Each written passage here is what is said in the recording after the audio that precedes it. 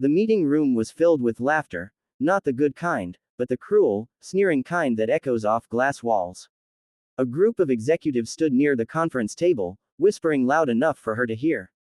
"Look at her shoes," one of them snickered. "Probably older than this company."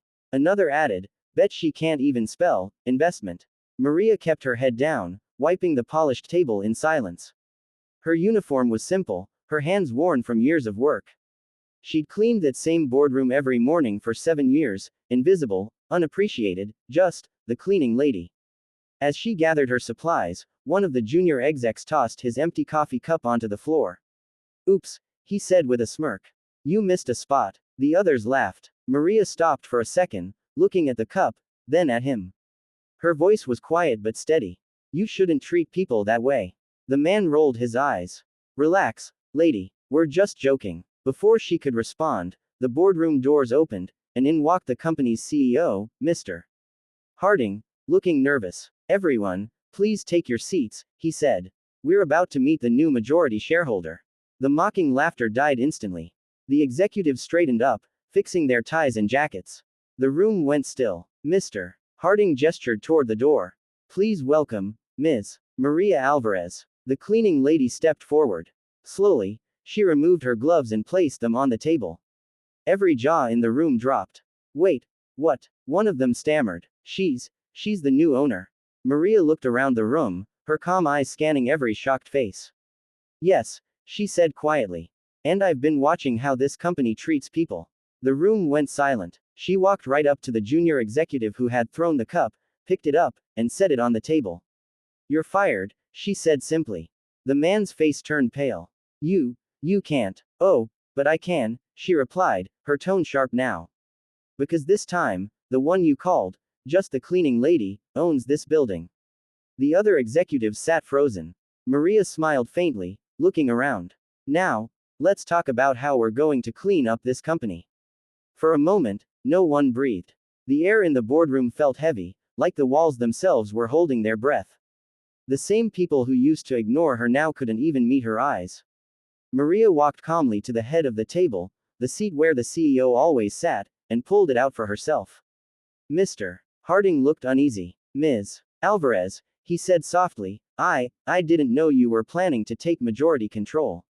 Maria smiled faintly. "That's because I didn't need to announce it. I just needed to watch." She turned toward the executives. "You see, I've been here 7 years, cleaning your offices, listening to your meetings, hearing how you talk about people. I built my own investment firm on the side, quietly buying up shares while you were too busy laughing at others." The same man she fired earlier was still frozen near the wall, face red with humiliation. "This isn't fair," he muttered.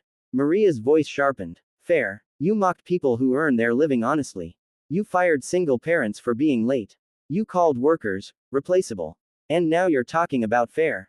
She let that hang in the air for a long second. Then she placed a folder on the table. "From today, I'm restructuring this company. Anyone who can't treat others with respect can leave right now. No severance." A quiet murmur went around the room. One woman, a shy accountant, spoke up nervously, "Ms. Alvarez, does this mean the workers will get raises?" Maria's tone softened. "Yes. Every person who's been underpaid and overworked will finally be recognized. This company will start valuing people, not titles." The accountant's eyes welled up with tears. For the first time, there was hope in that room. As Maria looked around, she saw the disbelief still lingering on some faces. She smiled just a little. "Funny, isn't it?" she said quietly. "You spend years being invisible to people, and one day, you walk in, and they finally see you." Then she leaned back in her chair and added with a calm, steady voice, "Meeting adjourned." The doors to the boardroom swung open as word spread across the building, the cleaning lady had just fired an executive. Employees from every department whispered in shock, some peeking through the glass walls, trying to catch a glimpse. For years, they had seen Maria pushing her cleaning cart down those same halls, smiling politely even when people ignored her. Now, she was sitting at the head of the table, where none of them had ever imagined she'd be. Downstairs in the break room, one janitor turned to another. "You think it's true?" he asked quietly. The other smiled. "Oh, it's true. And it's about time someone like her got a turn." Back upstairs, Maria remained calm, reviewing files as the remaining executives sat stiffly in their chairs. The silence was thick, uncomfortable for those used to being the ones in control. Finally, one of the older directors cleared his throat. "Ms. Alvarez," he said carefully, "you've made quite an impression today. But if I may ask, why keep working as a cleaner all these years?" Maria looked up, her eyes soft but sharp. "Because I wanted to see who people really are when they think no one important is watching." No one dared speak. She continued, "Respect isn't proven in big speeches.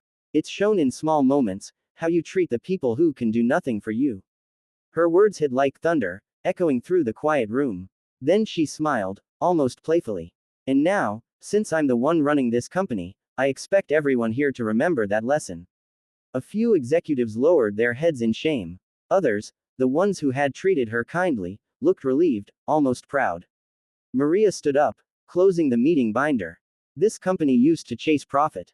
From today, we'll chase purpose. Treat your people right, and the profit will follow." As she walked toward the door, the room rose to its feet. Even Mr. Harding, the former CEO, bowed his head respectfully. Just before leaving, Maria turned back one last time and said, "Oh, and someone please clean up this mess." She smiled. "It's not my job anymore." The room burst into nervous laughter, not mockery this time, but admiration. And as Maria walked down the hallway, the same employees who once passed her without a word now stood up, applauding the woman who had quietly changed everything.